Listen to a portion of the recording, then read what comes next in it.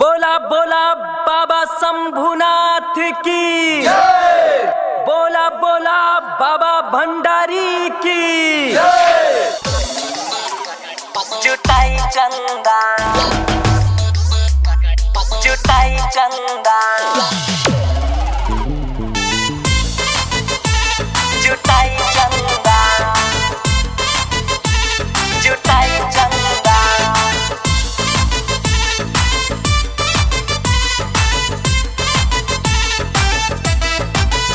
Lockdown से बंद भइल धंधा, लॉकडाउन से बंद भइल धंधा, हाँ भइल धंधा।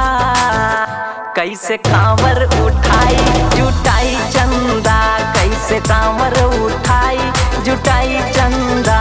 लॉकडाउन से बंद भइल धंधा, लॉकडाउन से बंद भइल धंधा। कैसे कांवर उठाई जुटाई चंदा, कैसे कांवर उठाई जुटाई चंदा।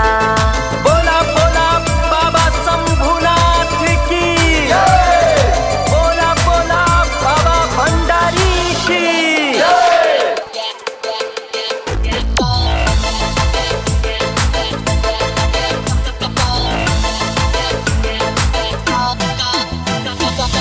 हमके न सूझे बाबा कौनो पैया, जेबी में ना बाटे एको रुपैया, जेबी में ना बाटे एको रुपैया। हमके न सूझे बाबा कौनो पैया, जेबी में ना बाटे एको रुपैया, एको रुपैया एको रुपैया। दिखाई देता बाबा कौनो नया फंडा, कैसे कांवर उठाई जुटाई चंदा, कैसे कांवर उठाई जुटाई चंदा। जुटाई चंदा जुटाई चंदा।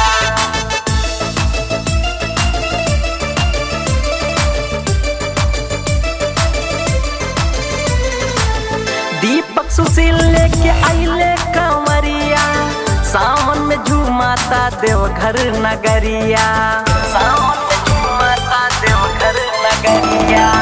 दीपक सुशील लेके आइले कंवरिया, सावन में झूमाता देवघर नगरिया, देवघर नगरिया देवघर नगरिया। जलवा चढ़ते कटे बिने दुखे के फंदा, कैसे कांवर उठाई जुटाई चंदा, कैसे कांवर उठाई जुटाई चंदा। लॉकडाउन से बंद भइल धंधा, लॉकडाउन से बंद भइल धंधा, हाँ भइल धंधा। कैसे कांवर उठाई जुटाई चंदा, कैसे कांवर उठाई जुटाई चंदा। लॉकडाउन से बंद भइल धंधा, लॉकडाउन से बंद भइल धंधा।